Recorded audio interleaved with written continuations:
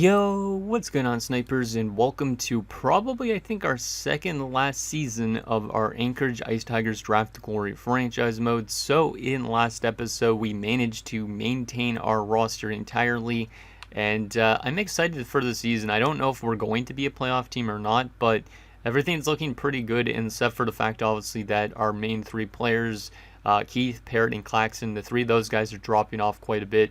Parrott's down to a 77. I don't know if he has a 40-goal season in him, but he's going to be playing on the top line, so we'll see if he scores another 40-goal a year as a 77 at 38. That would be insane. Also, Derek Keith has dropped down to an 82 at 36. This likely could be his last season in the NHL as well.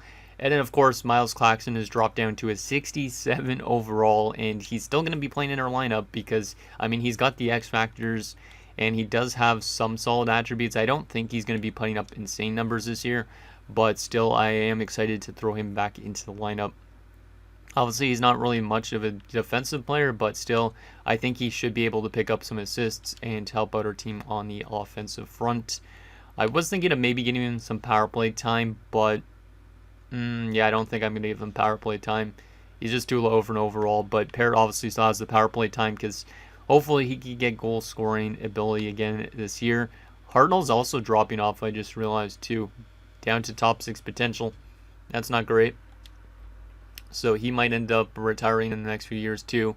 I mean, he might retire after this year's technically ends, but I still do like our roster. It's at least got maybe one more chance of making it into the playoffs because the defensive core is good, the chemistry is good there, the goaltending is solid. I think we should be able to still make it into the playoffs, but it's all about as long as Parrott and Keith and Claxton don't drop off too much more. Like, especially Parrott. Like, if Parrott drops to a 70 overall and doesn't score as much, that might be a big issue. So anyways, that is that. Let's get into this season simulation and see if this team can make it back to the playoffs, because I honestly have no idea if we're a playoff team or not. I feel like we could make it back to the playoffs based on our chemistry and the amount of X factors we have, but it's hard to tell. So let's sim up to the preseason and see what we're working with. Let me actually take a look at, even though we're only in the preseason, I want to take a look at what our roster is rated as right now at this stage. 90 offense, 82 defense, 81 goaltending. Yeah, I think we could easily make it to the playoffs. It depends if the goaltending and the defense holds up, but the offensive number is pretty good still for this stage. I really hope that Parrott could score a 40-goal season because that would be amazing as a 38-year-old. He is honestly one of our best players we've had probably in a franchise mode in terms of the goal scoring ability. Not so much on the point factor wise, but him and Claxton have played so many years here. It is actually insane. Like, I thought these guys were going to retire like 2 years ago. And you can see that Parrott is now at 810 goals. And he's played almost, like, by the end of this season, he'll play over 1,700 games, which is quite a bit. And then Miles Claxton, pretty much the same boat, I think, in games played almost. He'll be over 1,600. So pretty crazy on that front. But yeah, let's see what this team can do this year. See if this team can get some goal scoring ability. Obviously, if Parrott's off to a bad start this year, I might move Vico to the top line because Vico does score goals. So if we move him to the top line, maybe that'll help us out a little bit. I don't know if his contract's up for renewal this offseason or not, because I know we did give him that big 8-year extension at one point. I had to take a look and see if his contract ends, because I want him obviously extended into next year as well. Let's see. Looks like he's already signed into the last season as well, I think. But yeah, we have a lot of players that are expiring next offseason. A couple big UFAs, but some of them might retire. So we'll probably be able to keep this team in together for the last season, likely, unless a lot of guys drop off and retire. So very excited to see what this team can do this year. So let's take it a little bit slower than we normally do. Let's do 1 month at a time. I think normally I go all the way to the halfway point, but I do want to take a look at guys like Parrott and make sure they're actually doing decently, because I know they might just randomly drop off a cliff. So because honestly, he's a 77 overall right now. I don't think that's going to hold up all season. We're off to a good start this year. Really good start this year. What the heck? 8-1-1. Age doesn't matter. Apparently our young guys are doing really well too, I guess. So everything's looking good up to this point. Let's go another month. If we drop a lot of games in a row, obviously, then maybe I'll make some changes. But right now, we're winning games. Might as well keep it together. I am surprised we're off to this good of a start. And there's 3 straight losses. Now we're starting to lose a couple games, but then there's a win again. Yeah, we're still doing good, though. We do have a couple extra frame losses. Wow, I did not expect this type of start. Did not expect it at all. We are 16-5-3 at December the 1st, which has us as tied for the best team in the NHL. Okay, I'll take it. Let's just keep on going then with it. If we're going to be like the top team in the NHL, might as well just keep simulating, you know? But if we fall off like a ton, obviously I could make some changes, but I might just keep it as is. Like, at least when we're losing games, it seems like it's in extra frame mode. So we're getting points in almost every game we play for the most part. Like, we do have the occasional regulation loss, but it's not that much. 24-8-5. I like it. We are currently 53 points, which has us the top team in the league. We're going to be a first-round exit, though, likely, if we end up winning the President's Trophy this season. I don't know if it's going to maintain itself. Maybe the second half is going to be way worse, but so far it seems like everything's doing well. I don't know if it's the goaltending, the defense, or the offense is still good. Like, imagine Parrott's going to have a 50-goal season at this rate. I don't think so, but never know. That's why I kind of don't want to edit my lines either, because I kind of want to see if those guys produce really well by the end of the season, not just in the middle of the season. I'd rather wait till the end of the season to find out how good they did. Definitely losing a little bit more games this month in regulation, but that is okay based on the fact we've won a lot of games. We are 31-14-5, which still has us as the top team in the league. Okay. So, are we going to win a President's Trophy this season?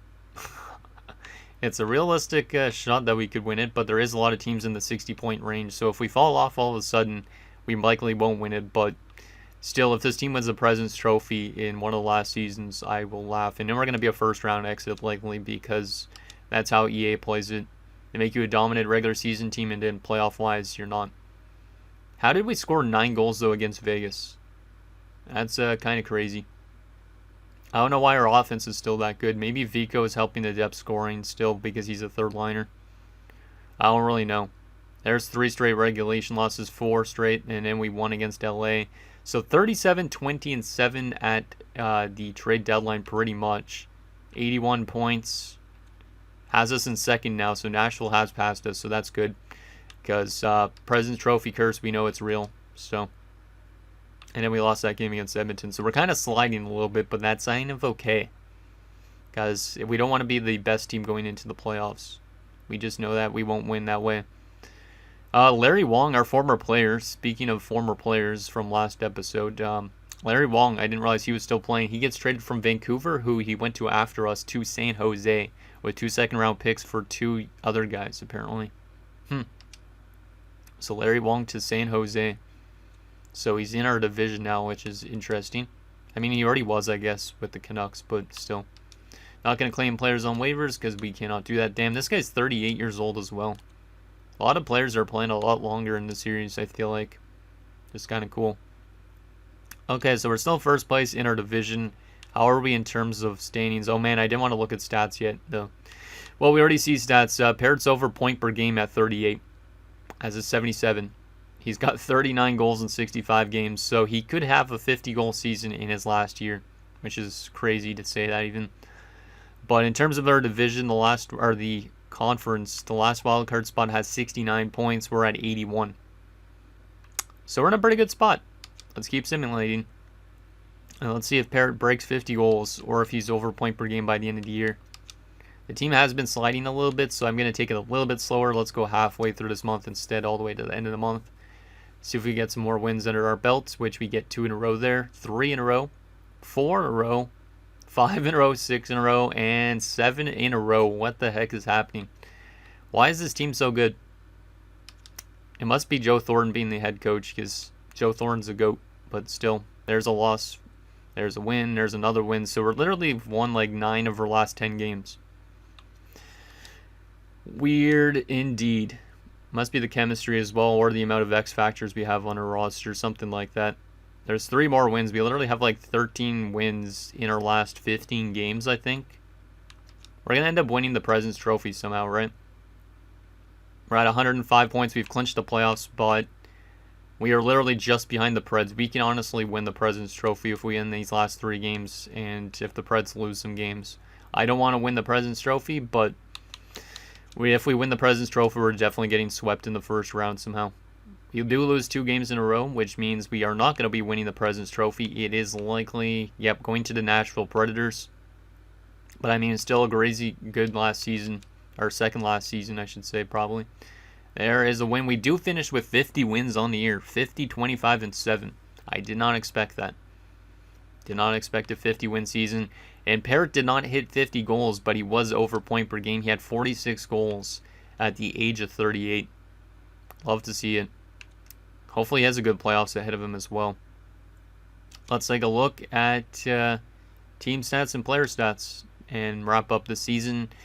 And then obviously we'll see who we're facing in round 1. So we were the second best team in the NHL, tied with the New York Rangers. Columbus also up there. Only 3 teams broke 100 points. That's kind of nuts. Goals for per game wise, we were the second best offensive team in the league behind the Columbus Blue Jackets. So even though we had guys dropping off and getting older, we're still a great offensive team. Goals against per game wise, we were one of the best defensive teams, top 10. Looks like at number 8, my guess. Or tied for 8th. Power play percentage wise, we were one of the best power play teams in the league, 3rd at 20.7. It's pretty good. And penalty kill wise, we were the second best team on the penalty kill. So pretty much everything was good this year. Like our goals against was definitely our worst thing, and that was at 8th. So a lot of positives to take away from this season. 6 shorthanded goals, 27, 10, and 4 on home ice, and 23, 15, and 3 on the road. 6 and 4 in our last 10 games. Pretty good. Let's take a look at those stats. Since we're one of the best offensive teams, we likely have good depth scoring. And that is exactly the case. Avery Parrott's 84 points, so is crazy for his age. He's still a 77. He's 39 now. What a guy. I hope he, I kind of hope he retires this offseason because I feel like he's going to want a lot of money if he doesn't. Like, putting up 84 points at 39 is crazy. That's more than he had at 38. Like, that's his most points in a number of years, like 10 years. He had never put up like that much amount of points since 2035-36. That's crazy. I forgot he even had a 60-goal season one year. What a goat. What a goat. Then we have Ricardo Hartnell, who hit 40 goals this year, 78 points. That's a pretty good season from Ricardo. He is dropping off, though, a little bit, I think. Yeah, he's down to an 85 as well. Why are all these guys dropping off so rapidly quick? It feels like it, at least. Dmitry Leeson, 65 points. That's pretty damn good. That is pretty damn good. For a 25-year-old, yeah, that's his best year of his career so far. And then Derek Keith had 49 points, so I might have to demote Keith down to 3rd line and move Leeson to the 2nd line based on those numbers. And then Miles Claxton, even though he's dropped off a lot, 26 points in 82 games. That's not bad. 8 goals, which might be a career high for him. And he was plus. He was plus 2. No, 8 goals is not a career high, but still, it's a pretty decent total. It's more than last year. Less points. He's dropped down to a 66, yet he's still producing at this level. So we'll see what he can do in the playoffs, but damn. Didn't expect him really to put up that much amount of points still at this age, but how much points is he at now in his career? 939.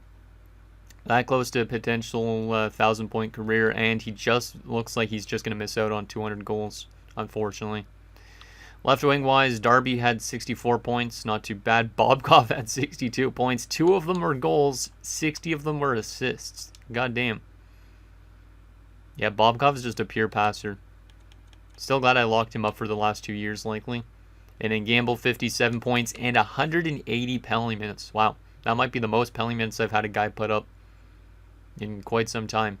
Like, this guy's not even a grinder or an enforcer. He's a power forward, I believe, right? No, he's a two-way forward.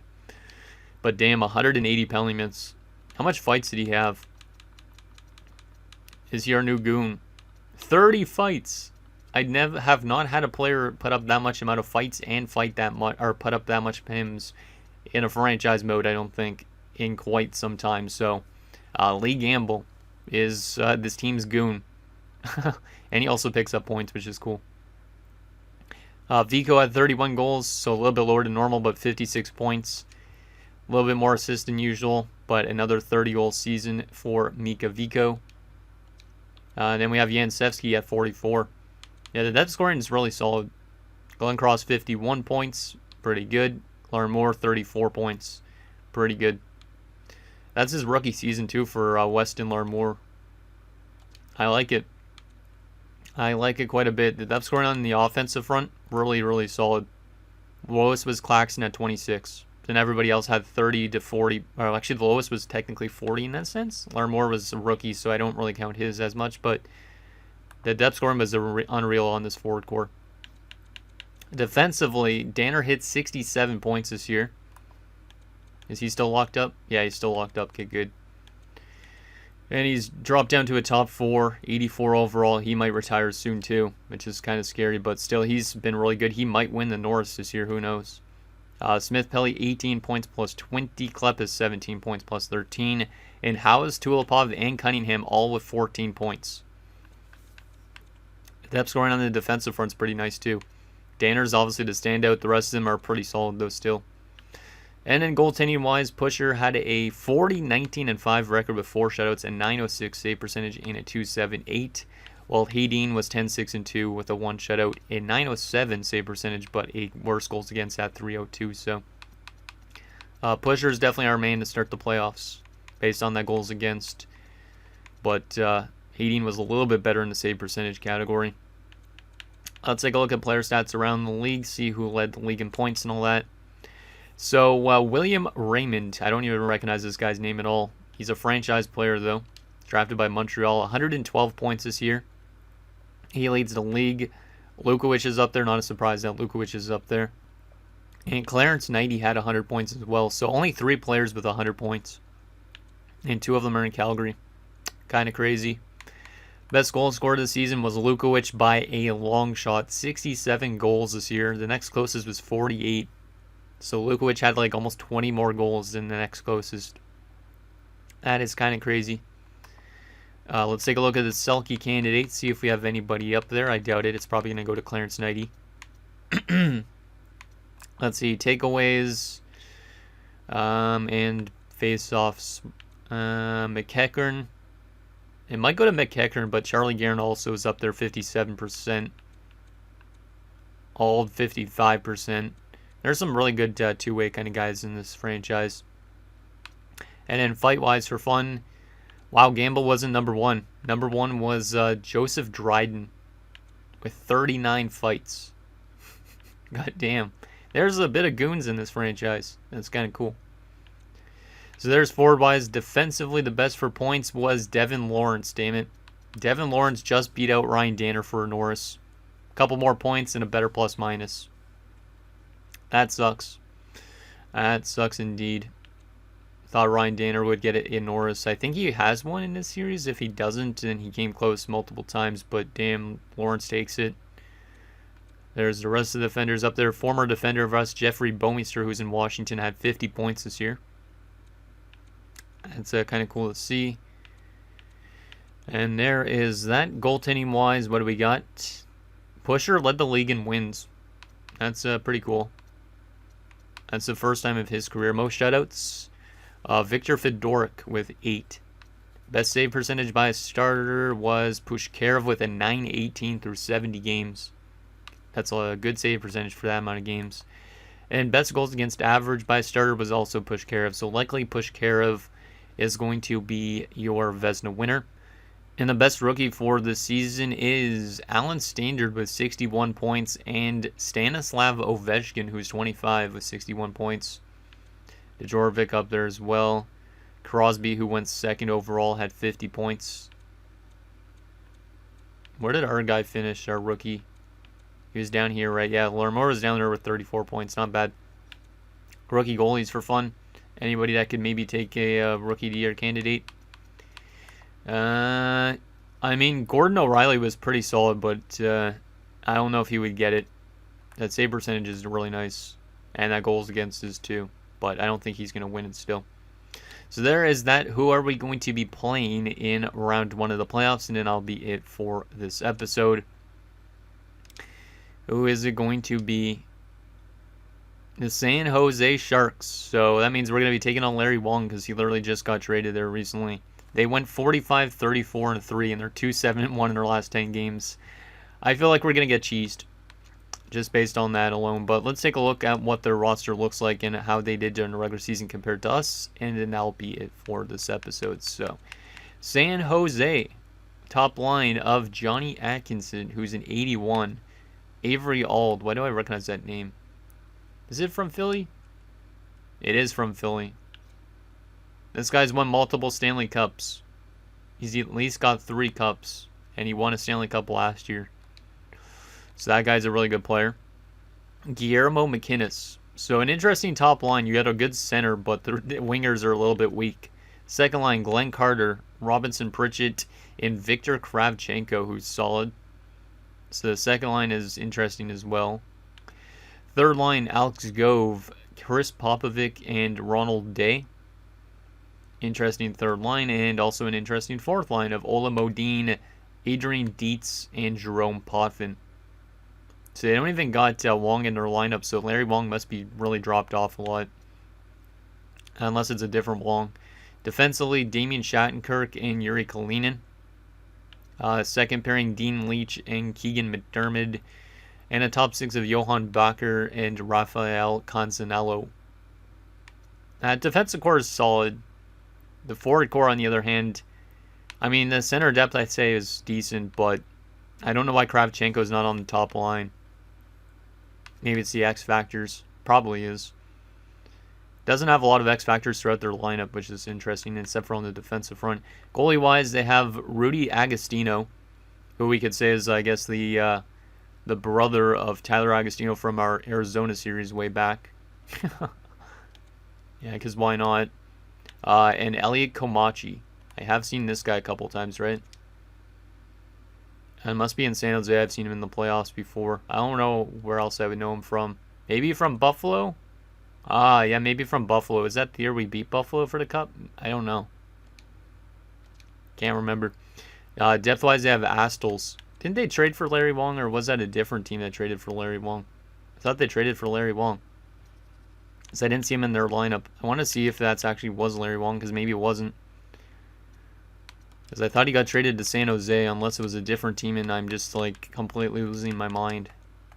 Unless they traded him again right afterwards. No, they do have him, but they have him in the AHL's in 84. Because they can't afford him to call him up, I think. He's making $9.4 million. Well, Larry, I feel bad for you, man. You should be on their NHL roster, but for some reason they have you in the AHL.